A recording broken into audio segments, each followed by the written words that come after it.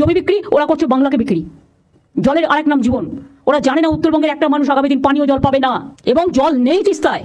জিয়া এরশাদ খালেদা জিয়া উপরতে ভারত বিরোধী কথা বলেছে, আর ভারতে যে তাদের পা ধরে বসে ফেলেছে। এটা প্রধানমন্ত্রী নিজের কথাটা অন্যের উপরে চাপিয়ে দিয়েছেন, কারণ তিনি তো বলেছেন যে আমরা ভারতকে যা দিয়েছি আজীবন মনে রাখবে। এটা একটা দেশের প্রধানমন্ত্রী বলতে পারেন না, কিন্তু এই প্রধানমন্ত্রী বলেছেন এরশাদ খালেদা জিয়া যদি ভারতের পা ধরে বসে থাকতেন তাহলে তো তারা ক্ষমতায় থাকতেন। আসসালামু আলাইকুম প্রিয় দর্শক, তিস্তার পানি নিয়ে কিন্তু ভারতের মমতা ব্যানার্জি তিনি কিন্তু প্রচণ্ড রেগে গেছে। রেগে যেয়ে কিন্তু শেখ হাসিনাকে নিয়ে, ভারতকে নিয়ে এবং বাংলাদেশকে নিয়ে অনেক কথা বললো, এবং তার মধ্যে বিভিন্নরাও কিন্তু অনেক কথা বললো। সম্পূর্ণ ভিডিও আপনাদের স্ক্রিনে দেখাবো যে বন্যার পানি নিয়ে মমতা ব্যানার্জি কিভাবে খেপে গেল, তো কি বললো বাংলাদেশকে নিয়ে, মোদিকে নিয়ে এবং প্রধানমন্ত্রী শেখ হাসিনাকে নিয়ে। তো চলুন কথা না বলে আমরা সেই ভিডিওগুলো দেখে আসবো স্ক্রিনে। তো চলুন শুরু করি।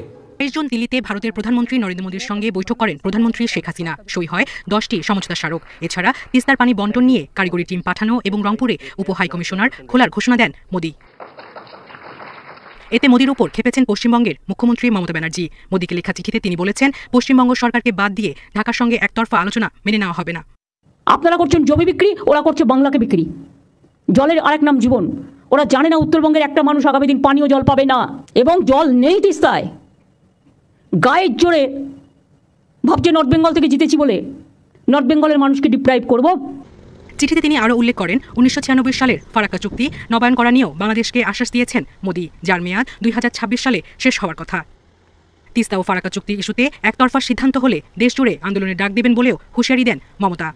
একতরফা কোনো সিদ্ধান্ত নেওয়া হয় তাহলে কিন্তু বাংলা জুড়ে আন্দোলন চলবে, দেশ জুড়ে চলবে। তার কারণ বাংলাকে বঞ্চনা এবং বাংলার জল বিক্রি করে দেওয়া মানে আগামী দিন গঙ্গার ভাঙন আরো বাড়বে। আমি বন্ধুত্ব করতে চাই, কিন্তু বাংলাকে বিক্রি করে দেওয়ার স্বার্থে নয়। এছাড়া আত্রাই নদীতে বাঁধ দেওয়ায় বাংলাদেশকেও দুষছেন মমতা। আত্রাই নদী যেটা থেকে জল আসতো বালুরঘাটের মানুষ পেতেন, দক্ষিণ দিনাজপুরের মানুষ পেতেন, ওখানে বাংলাদেশ চায়নাকে দিয়ে একটা ড্যাম করে টোটালটা বন্ধ করে দিয়েছে। প্রিয় দর্শক, ভিডিওটা যদি ভালো লেগে থাকে অবশ্যই একটি লাইক দিবেন। আপনারা যদি এই চ্যানেলে নতুন হয়ে থাকেন অবশ্যই চ্যানেলটি সাবস্ক্রাইব করবেন। ভালো থাকবেন, সুস্থ থাকবেন। দেখাবো অন্য কোনো ভিডিওতে। আসসালামু আলাইকুম ওয়া রাহমাতুল্লাহ।